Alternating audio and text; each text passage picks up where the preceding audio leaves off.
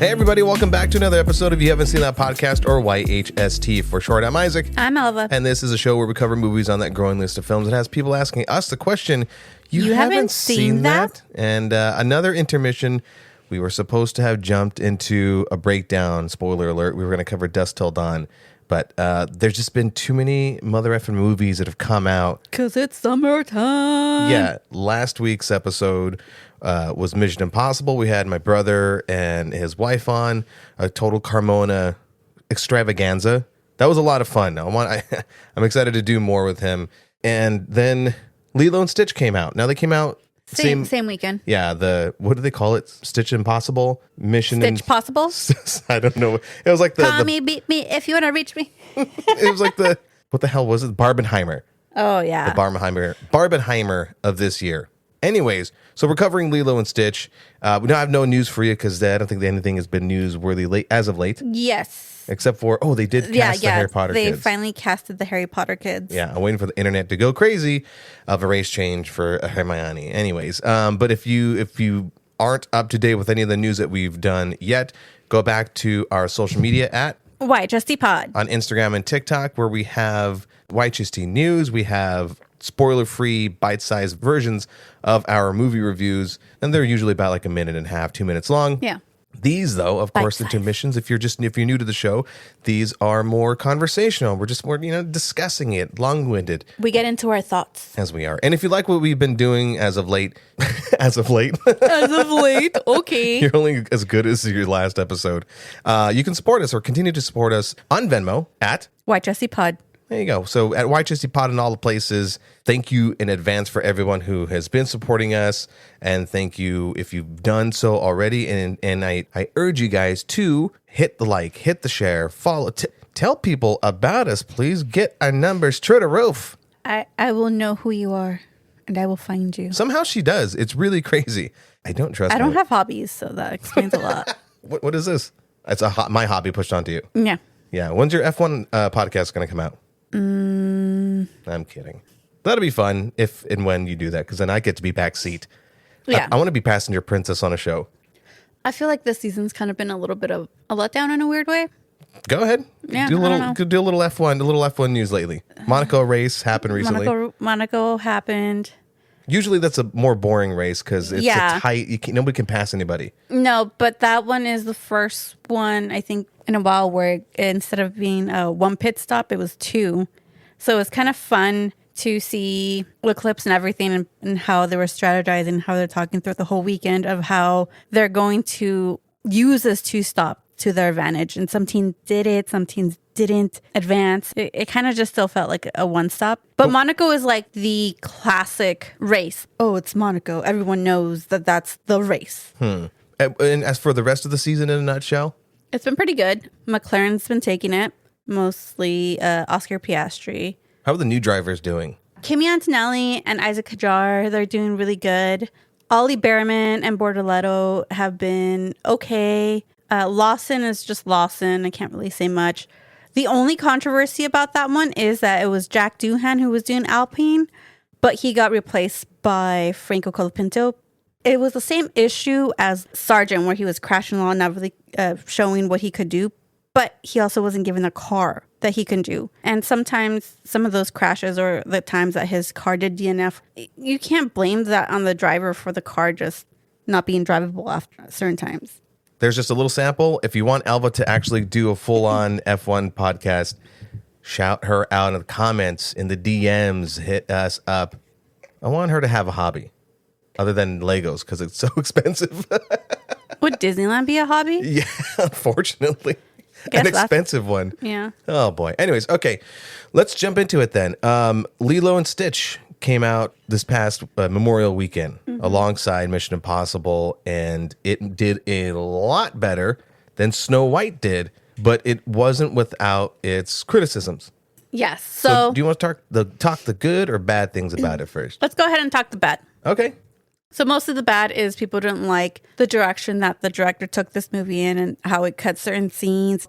No, it's just like the direction, like for the animated Lilo and Stitch, we all know that Nani, Lilo's sister, doesn't give her up and she fights for it. Yeah, people are really pissed about that direction. But that's also in like 2002. And if anyone who has been or knows Hawaii, it's expensive there. So the fact that they put some realism as into like the economical realism in this movie makes sense, because what 18, 19-year-old is going to be taking care of a child? Yeah, she did feel a lot younger in this than in the cartoon. Yeah. In cartoons, everything is possible. You could believe that an alien is a human being if they throw a wig and sunglasses on. Yeah, and then this one, it has to be more realistic. And the fact that they went this way and showed what a family is, and kind of like everyone always says when they have kids, like it takes a village to raise them. So they use the same aspect of that. Like it does take a village to take care of one child. Yeah. Everyone just takes a village to just asking for help for yourself. Yeah. In the end, people were pissed that she, like you said, she went off to not necessarily do her own thing, which they did kind of write in of a little thing of, she's just literally a portal away. And the whole thing, it's like, how could she give her sister up to CPS? And it's like, did she really give her sister up to CPS, or did the neighbor in a way adopt her so she can still have that ohana? I saw people complaining about it, right? I feel like it's a win-win all around. People were complaining, she still gave her up to social services, even though the neighbors were right across the street. I'm like, yeah, people, when shit like that really happens, they don't get to get tossed across the street to their neighbors. They get thrown into the system, and it's hell. In this particular movie, as far as like realism is concerned, Nani is going through a lot, trying to hold down some jobs. Obviously, Lilo's a pain in the ass, as is Stitch, even further alien pain in the ass. But as it was going on, I'm like, I feel really bad for her. And how can she live happy or like maintain a household with just like a regular, I don't know, bartending job or something? And so I felt like it was the correct story direction to allow her to take care of herself, which is explained by the neighbor Tutu. You know, so it's not like she just went and did it. And by the way, people are complaining about it, but I feel like because she was so reluctant to go do it, you could be even more okay. Yeah, and also all the chances that she was given, or all the times that she tried to make sure that she wasn't going to be taken away, because I feel like if she was going to be taken away, that would have been more traumatic. But if all the times that she tried to go, she was told to do 3 things, get a job, do this and that, everything, she was trying to do those 3 things. Unfortunately, if you don't have a full-time job, you can't get health care. So you have to find that one first before going to the other one. And if you don't have a job, you can't pay your bills. So, you have to juggle all that. But at the same time, you have to make sure that you have a job that is going to actually align as well with taking your sister to school and making sure that she has everything. And it adjusts to everything. And after the list that she was given, what about childcare when she's at work? So I know we're talking a lot about like the human aspect of the movie, and we can continue talking about it, but I want to just in a nutshell point out that I appreciated this movie for taking such time and care with the human portion, specifically Lilo and Nani, the sisterhood, and their whole situation. It's not like having an alien as a pet is going to save them from all of their humanly troubles. Yeah. So I'm not going to say that it was like perfect, quote unquote, perfectly balanced. Like half of it was Stitch, half of it was her situation. It's more of the human storyline. So what? Like I probably would say like 60-40, 70-30. Yeah. Also, how are you going to handle grief and trying to raise your sister? Man, I have no idea. But that emotional part of the movie, those emotional hits, I think I teared up like 3, 4, 5 times, maybe 6. I know from the beginning, I'm a crybaby. I don't care. Everyone should know this. I'm a crybaby when it comes to movies only. Yeah. But I think I cried. Mostly, I think I just teared up throughout this whole movie. But there were some parts where I had to like tilt my head to the side, make sure my tears didn't go back, like out. And I'm just holding, making sure. And then second time something happened, I was just like, just going to let it happen. It's just going to happen. It's just going to happen. Just let it go. But those emotional parts in there, they hit. Not only did they hit, but they didn't rush through it. I was really happy with how the whole movie was paced. If anyone has seen the 2002 cartoon, where some of those beats and where the story's going to take place. It's like they did that and then expanded on some. And so when you intro into the alien aspect of it, it's whatever. It's kind of fast paced. It's animated. It's not a cartoon, but it's still animated. But then once it gets into the human parts, it slows down. It takes its time where it needs to. And I was extremely happy with that because there have been other live action adaptations that didn't do that. And certain, not to overuse the word, but certain beats just kind of get like they get forgotten, they get left behind, they don't hit as hard. And so this had it kept a good emotional momentum. It did. Also, I know I've said this in the past previous episodes where I was kind of just like, how dare you not have Pleakley in a wig and drag and stuff. Let's get into the stuff that they left out. So I was A-okay after watching the movie because I think the last time we talked about it after you brought up like the director saying like, we tried and all this stuff. After I saw it, I understood that decision of them not going full on CG with the aliens. with it. They made Pleakley slimy. They did. But I also feel like they put all that effort besides, in the beginning when they have like the Galactic Federation or whatever. Yeah. But I feel like they put all that effort to Stitch. Stitch looked great. I was extremely impressed by Stitch. Which I am 100% okay that they did that because Pleakley was slimy. Jumba didn't look like Jumba in a weird way. It was the nose. I think people were saying it looked like a flaccid penis. It did. It did. And I looked up Jumba in the animated one and it kind of does the same thing. But the only difference, it's more like of a round nose. Yeah. But yeah, that's the only thing. Wait, go ahead. And I didn't like the actor they picked for Jumba. Yeah, that's what I wanted to talk about. I love Zach Galifianakis. I think he can do a lot of stuff. And in an interview, he said that that it was the director's choice to step away from doing the accent, which I think is a Russian accent. Mm-hmm. I don't know if he can do an accent or a Russian accent, but the accent kind of was Jumba. Yeah, you can't have Jumbo without the... How is he supposed to be an evil scientist without an accent? People wanted David Harbour. David Harbour, even in human form, would have been great. He already did the fucking accent as the Red Guardian and Thunderbolts, which is under Disney. I think when you mentioned that to me, it instantly like light bulb, like, yes, what the heck, man? You guys missed out. Because Jumbo's supposed to be like this big guy. Mm-hmm. And Pleakley's supposed to be like this little scrawny little, I don't know what he is, mosquito expert. Wonderfully played by Billy Magnuson. Yes. And I also did like how, even though they didn't have Pleakley as in full drag, they still like incorporated some outfits that are totally Pleakley attire. Great compromise. I wasn't like super gung-ho for the drag. I couldn't really care less about not seeing an alien in a wig and stuff. But just seeing Billy Magnuson in these different outfits, some of them androgynous, was fucking hilarious as hell. Like, It definitely worked for the character and it worked for the movie, but it wasn't a thing that it stood out. It was it was a thing that was in the background that you just go, wait, what is he wearing? And you just wait for the next scene to see what the fuck he's gonna wear. That I had a lot of fun with that. But going back to Jumba, and this is a spoiler. So they don't have our original villain, which was Gantu, who was voiced by Kevin Michael Richardson. Oh, he does everything. Everything. I don't know who that is, but everything. Instead, they mashed the villain portion of it into Jumba. I was kind of bummed out by it.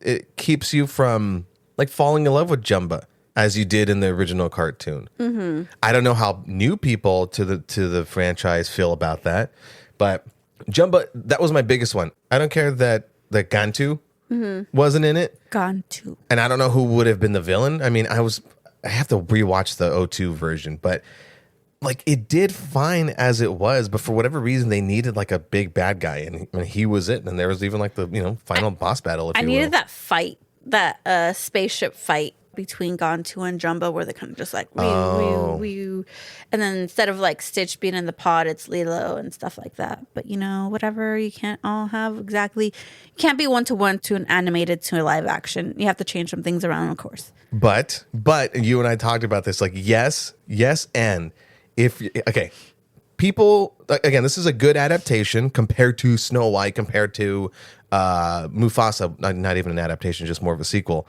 or prequel. If you're gonna do a live action, this is my opinion. This is my heavy opinion. Take what Lilo and Stitch did. right? You have those same beats as the original, so everyone's familiar with it, right? This is along the same storyline, whatever.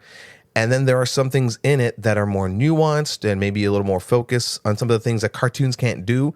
You know, those little revisions work so well. But ladies and gentlemen, boys and girls, children of all ages, if you're going to have a one-to-one moment, for instance, for her feeding Pudge the fish a sandwich, and she's late to her luau class, and that whole sequence happens, how are you going to miss out on her saying, like, we didn't have, you know, the line. It's Thursday. There you go. On Thursdays, I feed Pudge the fish a peanut butter sandwich. We ran out of peanut butter. So I asked my sister, what can I feed? I mixed it up right there. No, that was pretty good. She said tuna. I can't feed him tuna. That was a giant miss, as well as, I think there's like one or two other moments, but. It's fish. I run to the store and get freaking tuna. Like in The Lion King, this is my little critique. It's like, if you're gonna do it, just commit to that little bit, right? In The Lion King, where Mufasa dies and Simba says, somebody, anybody, or whatever, right? And it doesn't happen. No, all he says in the live action is somebody, and then that's it. It's that anybody that's a button. If it worked then, why would you take it out now? Same thing for comedic beat for the whole sandwich thing. And for those who are fans, like, it's a big thing because you go, oh, I know that whole thing. Also, why would you change it to a turkey sandwich? Come on, guys. Turkey sandwich. You can't feed freaking turkey to a fish. So that's my critique. If you're going to do those sequences, do those little sequences one-to-one. They worked in the cartoon. They have to work in the live action. How's he going to control the weather? that whole bit. You got to be reminded that Lilo herself is like a very eccentric, a little bit nutty child. The reason why she feeds Pudge the fish a peanut butter sandwich is because the day that she didn't feed Pudge the fish is the day that her parents died. So she has to feed every Thursday Pudge the fish a peanut butter sandwich because he controls the weather. Even more reason to do it. And you didn't do it. So that's my only little thing. Yeah. And then stuff taken from the cartoon into this one was the cameos. There were, what, four yes. technically cameos? I mean, some of them were actually actual full-on characters. The original voice of Nani, voiced by Tia Carrera, she plays the social worker in this one. Yes. Amy Hill, who plays the neighbor, Tutu, played the old lady in the original. Jason Scott Lee plays the manager for the luau, but he voiced David in the original. And who am I missing? Oh, then of course, Chris Sanders. Yeah, Chris Sanders. Stitch is still Stitch. And then also you have to take into consideration the 2002 Lilo and Stitch was written and directed by Chris Sanders. This one's only written by Chris Sanders, directed by Dean Fleischer Camp.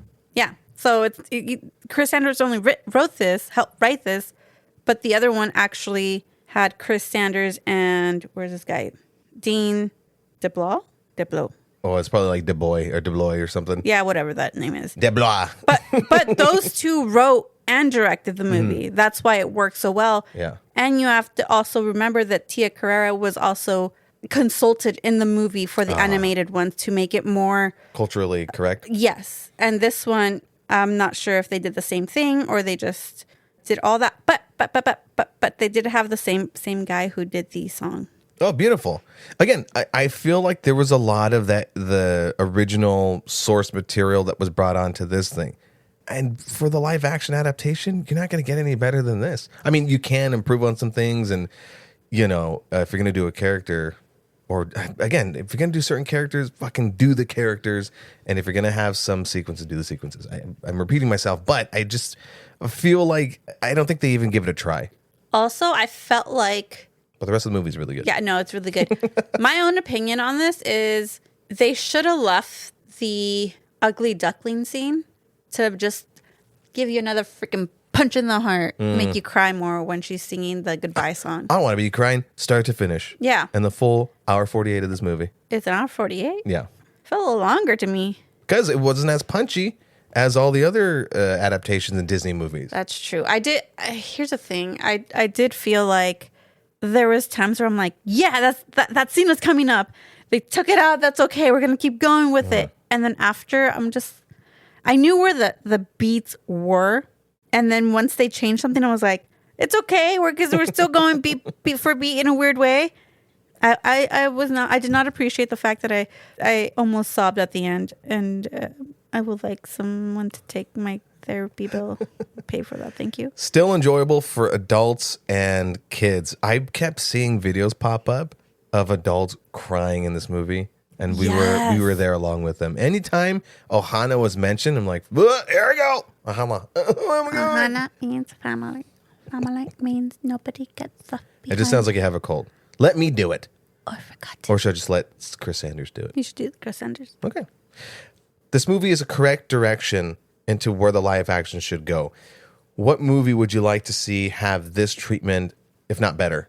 What Disney cartoon haven't they done? I'm really against like them live actioning the CGI movies. I want something that was animated years ago. I mean, 23 years ago is a good time span to do a live action. Okay, so not Moana. So any Pixar is out. Sure. Okay, yeah. So we're not looking at Pixar Studios.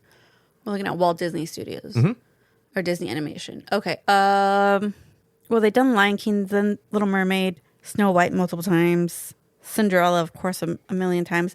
Although I don't think I would mind a new Snow White. I mean, a new Cinderella. Oh, I was going to say they should take another crack at Snow White. No, they could leave that one there where it's at. Because they're putting a halt on it, but you know this was successful. I think I'll look up the box office in a second. Sleeping Beauty. They haven't done that. Didn't they? Oh, did they? Wasn't that Maleficent? That was Maleficent. That wasn't Sleeping Beauty. Yeah, but what's her fucking face was in it? God, I'm blanking on names. Wow, Memorial Day weekend with a record-breaking 183 million domestically and 341 million worldwide. Good. Nice. Good for them. Can they take another crack at Beauty and the Beast? I wouldn't mind it, but I feel like it's too soon for them to do that. Yeah. I feel like it's too soon for Frozen, but I feel like Frozen should just be left as animated. Yeah, nothing really off the top of my head. So this might be an end of an era then. I'm okay with that. Well, I mean, Moana's coming out, but we don't... I'm not looking forward to that. No. Really not looking forward to that. People want a Tangled, but I feel like I'm okay without it because... Same thing. CG animated stuff, I think we can step away from. Yeah. If all the animated... Pocahontas. Yeah, but how would that, like... The thing is with Pocahontas, it's... That could be a great chance for them to do something really beautiful. Yeah, but look what they did with Mulan. Half the people didn't like Mulan. But that is what I'm saying, though, is you have all of those things that were hits and misses, enough things to take sample from to go, okay, we know what to do. We know what not to do. I think there's a good chance in really bringing it all back with that. But how are you going to get Miko? Look, man, I don't know. Would it be like a Stitch thing? I don't know, probably. But here's the thing, like with that one, I feel like you would actually want to use animals and stuff. No, you could you can CG an animal, but give a bit of a personality. Again, it's like, Lion King, but they just don't talk. Mm-hmm. They could do it. I really think they could do it. And they should release it on Columbus Day. Okay. Anything else you want to say about this movie? Well, you're not even going to correct yourself how it's actually being called now, or we're going back to how it was called? Yeah, Indian People Day. Well, now on to the next segment. Do you want anything, last words? No. Kidding. I know it's indigenous people. Recommend this movie then? Yeah. Yeah, easily. Okay. Every other episode, me and Al will go back and forth, alternating and guessing the Rotten Tomato critic and audience score from 0 to 100, 59 below being rotten, 60 and above being fresh. We're going to give Alva's going to give her personal rating and the audience rating and critic rating. I mixed all of that up, but who gives a crap? Last episode, my brother and sister-in-law guessed, and now it's Alva's turn to guess what the rating is on this thing. What's your personal rating on this? I give this an 85. Okay, and then what do you think the critics scored it? I think they gave it like a 67. And audience? I think it also was like a 72. Wow, you only missed one of those. You want to guess which one? The audience? Yeah. Okay. So you guessed around, what'd you give it again? I got 85. Okay, I'd say you're up there with the audience. Okay, so critics gave it a 69%. Okay. Totally expected. Mm-hmm. I mean, it's a Disney movie. They didn't break the mold and, rewrite how movies are done.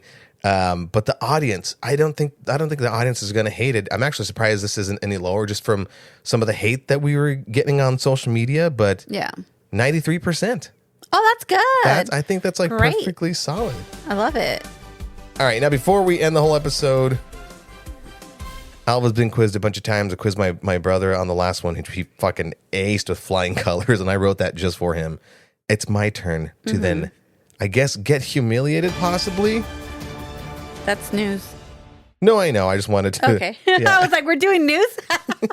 I've been, you know what? Because every time we do a quiz, I always do the RT outro, and I'm like, we did that sound. Oh, bit okay. For a second, I was for like, the Mission Impossible one, and I go, that kind of works for a quiz thing. okay. Yeah. Yeah. Go Okay. fuck yourself. All right. Don't look at my screen. All Turn right. around. Okay. All righty. Bring it on. Okay. Which island does Stitch land on? Do you want me to give you some suggestions? No. I don't want multiple choice. I'm not a lame ass. Okay. Maui. Kauai. Okay. Why does Lilo say she's wet at hula practice? Because she had to feed Pudge the fish. Because it's Thursday.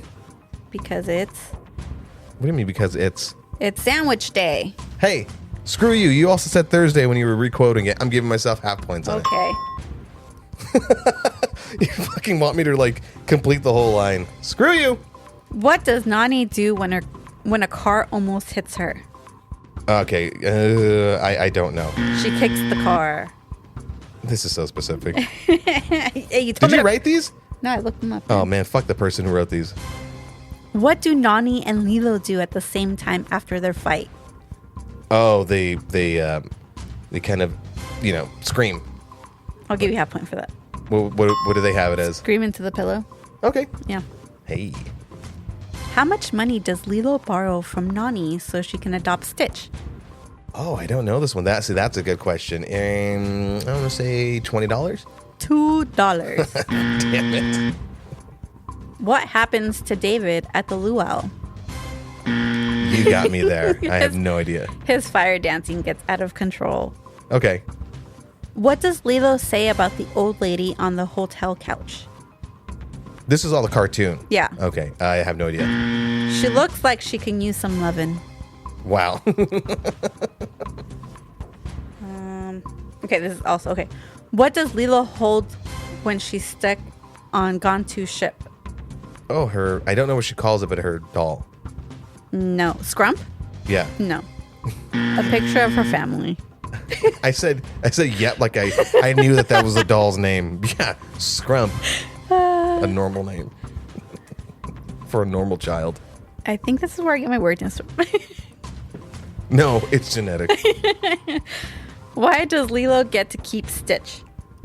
Because he's Ohana. The document proves that she bought him. Damn it. Went for an emotional answer. How many candles are on Lilo's birthday cake? 6. 7. Oh, crap. And that is it. All right. Consider me quizzed. Damn. Okay, some of those were, the rest of those were pretty good. The other one, I don't know, it felt like so specific. You told me to quiz you. No, I know. Hey, man, sometimes I write and pick some of the things for you. A little fucking slack over here. You're like, how many eyelashes does fucking Lilo have? Eat a bag of crap. I'm so resentful. I'm too nice to you when I fucking quiz you. Okay, fine. I want equal treatment. God, you don't know what it's like to be a man. Wow. I'm not touching that with a 10-foot pole. Size queen. All right. I think that's as good a place as any to fucking close this out. Don't give me more to edit out. Thank you guys for listening once again. Why? Follow us on social media at Why Jesse Pod on Instagram and TikTok. Again, we have videos, bite-sized reviews and everything there. And please continue to support us on Venmo. at Why Jesse Pod. And we appreciate you in advance. Thank you, everyone who's been listening. It makes this show a lot of fun to do. And we will continue to do it until my ears fall off. Which means I got to lower the volume on Alva's microphone. Oh, yeah. Love you. Mean it. Mm-hmm. In the meantime, and by the way, spoiler, next episode, we will fucking do... Oh, no, wait. But then let her bring her back or whatever is coming out. Shit. We'll figure it out. Well, we'll figure it out. Anyways, in the meantime, let us know what movies on your growing list of films that has people asking you the question. You haven't seen that? What's wrong with you? Bye. Okay, bye. See you later. I guess if you're not going to see that movie, then whatever. Bye now.